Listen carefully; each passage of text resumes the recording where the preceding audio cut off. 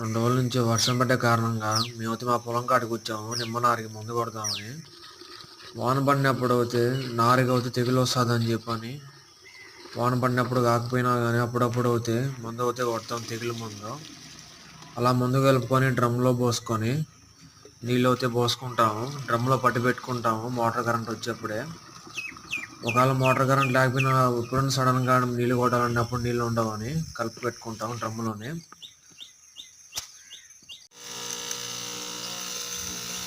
ఇక్కడ కనిపించేదే మా నారు. ఇక్కడి నుంచి మళ్ళా పైన కూడా పోస్తున్నాము.